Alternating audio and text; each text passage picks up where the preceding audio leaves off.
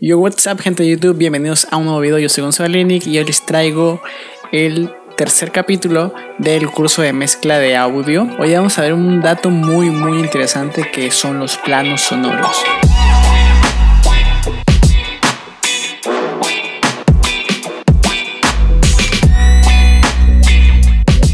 Hay que recordarles que los planos sonoros es un asunto un poco más conceptual, es una referencia a una ubicación en un espacio imaginario. Esto es lo que nuestro cerebro interpreta al escuchar, ya que al momento de colocarnos, por ejemplo, nuestra música favorita, podemos interpretar que un sonido está más lejano, otro está más cerca, uno se escucha a la izquierda, otro a la derecha, uno arriba, otro abajo. Todo eso está en ese espacio imaginario en el cual hablamos de los planos sonoros. Es muy importante saber esto porque teniendo toda esta teoría, nosotros podemos crear cualquier concepto que creamos. Si por ejemplo quisiéramos crear una canción un poco más triste, melancólica, pues el sonido debería estar un poco más lejano. O de repente si queremos crear una canción muy agresiva, pues que el sonido o que las voces principales se escuchen muy cerca. Todo esto lo podemos crear, pero simplemente sabiendo qué cosa es la teoría y qué cosas son los planos sonoros. Los planos sonoros se dividen en dos partes, que primero es la espacialidad y la segunda es la ambiencia. La espacialidad es la ubicación tridimensional en la cual se mueve un sonido. Puede ser arriba, abajo, adelante, atrás, izquierda y derecha. Es increíble porque somos capaces de percibir un sonido sin ni siquiera tenemos una referencia visual. Todo eso lo hace nuestro cerebro y nuestros oídos. Y ahora pasamos a la ambiencia, que es una referencia a una sensación de identidad de un sonido.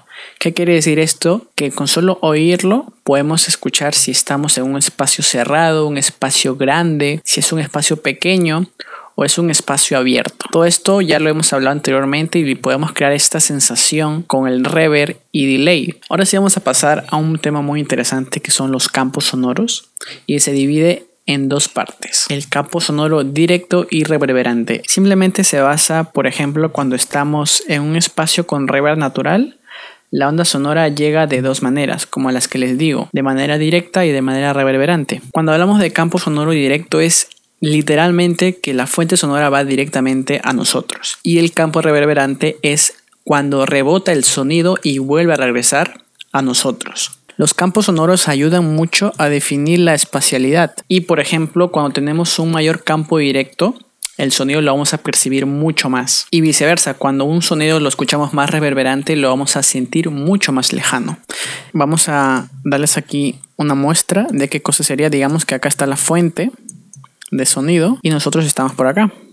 Ahí está, nosotros estamos en este sitio. El campo sonoro directo es esto. Simplemente la fuente de sonido va directamente hacia nosotros. Y el campo sonoro reverberante es que el sonido rebota en la pared y regresa a nosotros.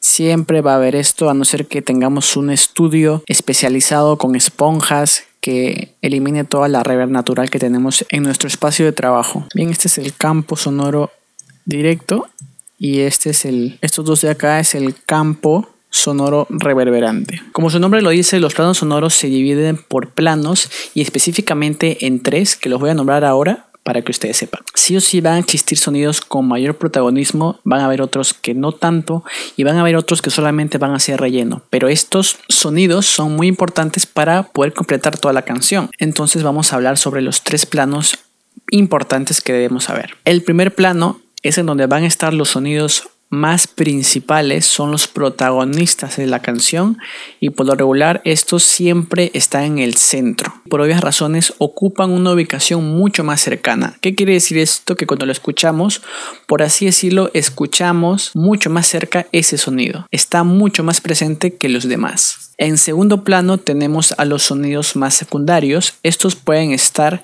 en la izquierda, en la derecha y también se pueden escuchar en el centro. Su ubicación es mínima o mediana y, como vuelvo a repetir, pueden estar paneados izquierda, derecha, en el centro. Si no sabes qué es paneo, puedes ver los 2 videos que ya he hecho sobre este curso de mezcla.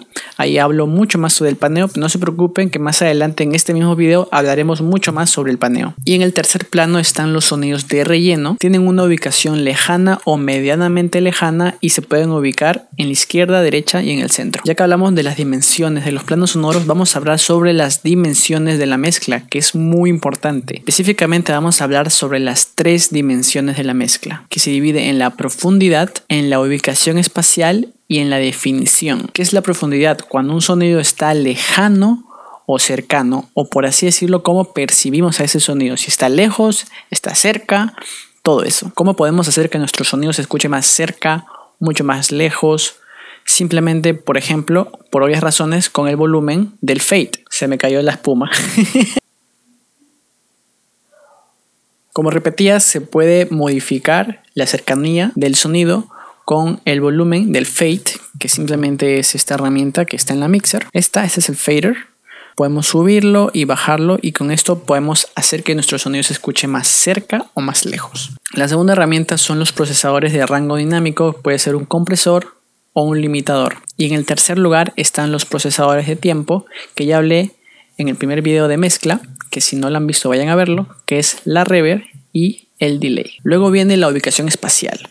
Simplemente se mide en un eje horizontal y vamos a percibir si el sonido se escucha a la izquierda o a la derecha, y eso se hace sencillamente con el paneo. ¿Cómo podemos hacer paneo en FL Studio? Por ejemplo, en varios DAWs van a ser igualmente, van a tener una mixer parecida a esta, y esta es la herramienta de panning. Podemos girar a la izquierda y a la derecha, y con esto podemos colocar una ubicación espacial de nuestro sonido mucho más exacto. Y por último tenemos la definición, que se mide en un eje vertical, que vamos a modificar la claridad y la presencia del sonido. Esto ocurre mucho más cuando escuchas música en el auto o también en los conciertos. Por lo regular, las frecuencias bajas se escuchan más o menos por el corazón, del corazón hacia abajo. Las zonas medias más o menos por la cabeza, y las frecuencias agudas se perciben de la oreja para arriba. Inténtenlo, escuchar música en el carro y van a por lo menos percibir que las frecuencias bajas están por sus pies o también por su corazón. Las frecuencias medias van a estar por este rango, lo van a sentir, lo van a percibir, y las agudas lo van a escuchar más o menos por acá. Por eso digo que se mide o se percibe en un eje vertical. ¿Y cómo podemos modificar la claridad y la presencia? Con ecualizadores y con procesadores que también trabajen con frecuencias. Pueden ser excitadores también. Ahora, por último, vamos a hablar sobre el paneo, y antes de panear cualquier sonido deben tener en cuenta estos puntos. Primero, trata de no colocar elementos graves en el paneo. Ya lo expliqué por qué. Si es que no saben por qué, vayan a ver el video anterior, pero si les da flojera les voy a repetir al menos un resumen acá. Las frecuencias graves generalmente se mueven de forma radial, por lo que si paneamos, por ejemplo, a la izquierda o a la derecha un sonido grave, va a ser por las puras, va a ser innecesario, y al contrario, se va a sentir molesto. Entonces no es recomendable por eso, porque se mueve de forma radial, es innecesario. En cambio, sonidos que tienen muchas más frecuencias agudas sí se puede, porque se mueven más direccional.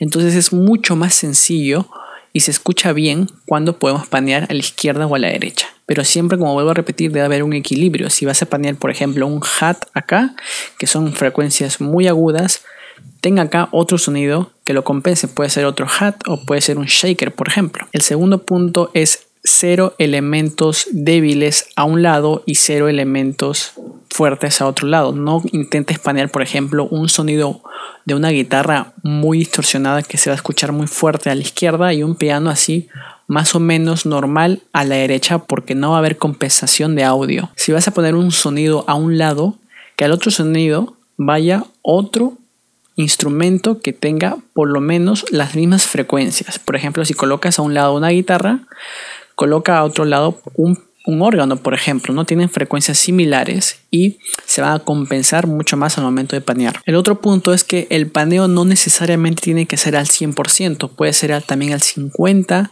inclusive también hay paneos de 5% que les voy a explicar ahorita en este video en qué casos se puede colocar los paneos de 5%, por ejemplo. Es primordial que sepan que eso no necesariamente debe panearse siempre al 100%. Por obvias razones no es recomendable panear un bajo ni un bombo. ¿Por qué? Porque tiene frecuencias graves y ya lo dije anteriormente. El paneo sirve mucho cuando hay dos instrumentos que se enmascaran. Si no sabes qué es un enmascaramiento, anda al video anterior, el capítulo 2, para que sepas qué es. Es muy importante que lo sepas.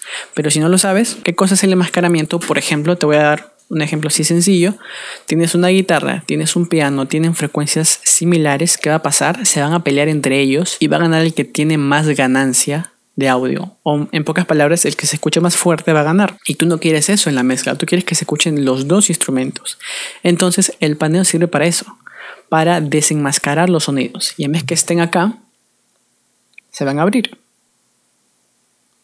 y se van a escuchar los dos. Por eso es muy importante el paneo, porque puedes desenmascarar sonidos con frecuencias similares. Como vuelvo a repetir, también se puede panear al 5% y esto se logra con sonidos de primer plano. Como debo repetir, los sonidos de primer plano son los sonidos protagonistas. ¿Y por qué es necesario panearlo tan poco? Porque son protagonistas y si lo colocas a la izquierda mucho, colocas un paneo de 50%, por ejemplo, o del 100%, ya no va a ser protagonista, se va a ir para otro lado y va a pasar a segundo y a tercer plano. Entonces, por esto es que colocamos paneos del 5%, porque queremos que sean los protagonistas, mas sin embargo queremos que se desenmascaren un poco. Porque hay ocasiones en donde hay sonidos que se enmascaran. Por ejemplo, el snare se puede enmascarar con un perk que suena al mismo tiempo. Entonces sirve mucho el desenmascaramiento con el paneo al 5%. Entonces, bueno, chicos, espero que les haya gustado este tercer episodio de Curso de Mezcla. Recuerden que si tienen alguna duda pueden escribirme al Instagram y también dejarme un comentario acá abajo y activar, muy importante, la campanita para que les llegue todos los episodios a su correo electrónico. Bien, recuerda que tienes mis demás cursos gratuitos acá en YouTube y si quieres ingresar a mi escuela de Remixer Pro puedes entrar al link de abajo en la descripción, que ahí te voy a estar esperando. Yo soy Gonzalo Lenick y nos vemos en el próximo video. Adiós.